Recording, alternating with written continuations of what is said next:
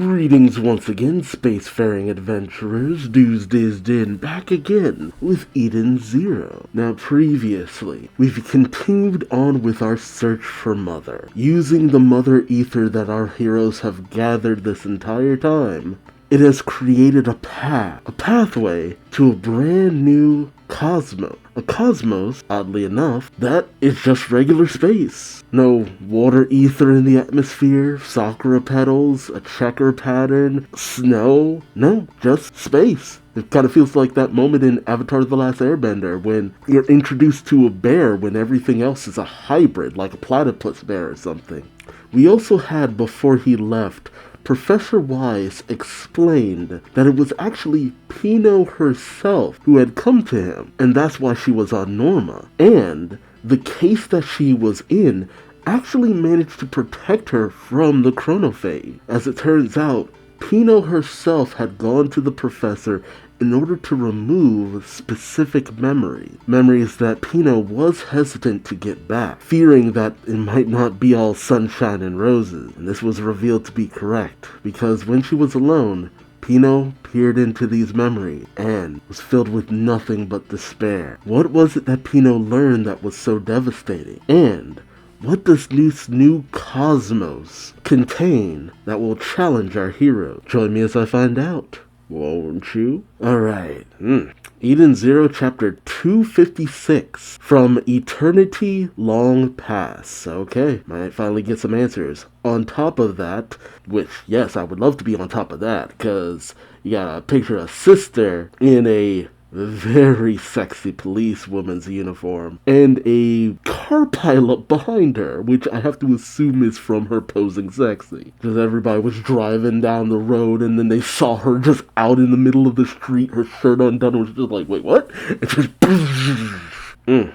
Yes, please. Also, it's hard to tell. Does she have handcuffs on? Gonna have to save that one for later. Alright, we pick up in this new kind of empty-seeming cosmos, where the Eden Zero continues to follow the path of light created by the Mother Ether. Inside, Klein questions, Mother, will we reach her? Jin says, who knows, but she should be somewhere in this cosmos. Laguna questions, so, what do you think this cosmos is called anyway? Wise asks, you want to pick a random planet and do some recon? Homura looks over and says, might we land on that planet there? We see a planet way off in the distance. Hermit analyzes it, saying, radius approximately 50,000 kilometers. That's huge. No planet could ever be that big in the Sakura cosmos. Now that I think about it, that just seems like a normal planet. Aren't most planets in the Eden Zero universe kind of like the planets in Kingdom Hearts, where it's just like, we call them planets, but they're not. They feel more like dwarf planet. Are they in our galaxy? Sister gets a reading too, saying surface temperature negative 220 Celsius. Damn, that's cold. That is beyond cold. Moscow says, boss? Shiki shivers, saying that sounds cold. And Rebecca tells him, I think it goes beyond just cold. Yeah, far beyond. Valkyrie perks up, saying, it doesn't seem like the kind of planet any creature could live on. Homer questions, can we even be sure that the human race exists in this cosmos? Is that the rub? Kind of like how our galaxies, there's no real sign of any other intelligent life beyond us. Maybe it's the same here, which tells everyone, be ready for anything, everyone. We'll have to proceed with caution until we find something. This feels like the calm before the storm. Meanwhile, with Pino, who's all alone, she seems to be lamenting what she had found in her memories. But then, up comes Shiki, Rebecca, and Happy. Shiki calls out, Pino, there you are. Rebecca says, everyone's been looking for you. Pino turns to them saying, I'm sorry, I was feeling a little dazed. Happy asks, are you okay? Pino hesitates, saying, well. Shiki then asks, does this mean you looked at the memories the professor gave you? Pino doesn't answer. Rebecca kneels down, saying, it's okay. You don't have to tell us if you don't want to. If you ever decide you do want to talk about it, we'll be right here. Pino looks to her. Oh, what the hell? Did did she just overheat? Smoke suddenly starts coming out of Pino's eyes, much to the shock of Rebecca, Happy, and Shiki. And then Pino falls over. They ask, oh no, what happened? Pino, hang in there. Was it some kind of failsafe or was she just overwhelmed? They say, Pino, she's not moving. Get her to sister, quick. That's weird. We then cut over to Hermit, who's examining the arsenal suit, and she's kind of just poking at it. Hermit tells Wise inside, saying, anyway, future you really is something. Wise questions, you think so? Hermit continues to pat him down, saying, he barely saw Arsenal for 2 seconds, and he knew exactly what to do to improve its performance. Oh, really? Okay, so he did a little something before he left. Wise says, whoa, why are you touching me there? Uh-oh. Hermit tells him, oh, what's this? A human is actually shy about having an android touch him. Wise removes his helmet, saying, it's not about being human or android. What is this? Hermit's a little stunned and begins to blush a little. Wise says, it's because it's you. Oh, really? Hermit blushes even more. She gets embarrassed, saying, what are you talking about? You're so... Wise doesn't respond. I mean, I will admit they have always been, like, really close. But I don't know, this kind of feels a little bit almost out of nowhere to me, if I'm being honest. I've never felt like they've had, like, any kind of moment like this. We then cut over to Valkyrie and Homura in one of the halls. Homura says, teacher, what is it you wish to talk to me about? Valkyrie asks, I was dead in the last world. That's what you said, right? Homura says, yes, and the sorrow was overwhelming. Valkyrie questions, but what if that's the answer? Homura says, I fail to understand what you are saying. Valkyrie says, to let those who have died die and set history on the right track. Should I really be alive in this world? Oh, shoot, that's a hell of a question to ask. That would suck if that's, the case here. Homura panics, questioning, how can you say that? Of course you should be alive. I couldn't bear to live through that grief again. Valkyrie pauses for a moment and then says, the time will always come to say goodbye, for humans and androids alike. I am only alive because this world made it so. Homura panics even more, saying, how can you speak such nonsense? I have seen so many people around me lose their lives, but in this world, those lives shine brightly. If you say you are only alive because of this world, then give this world a reason to have made it so. She begins to cry, saying, make this world one that will not make me cry. Oof.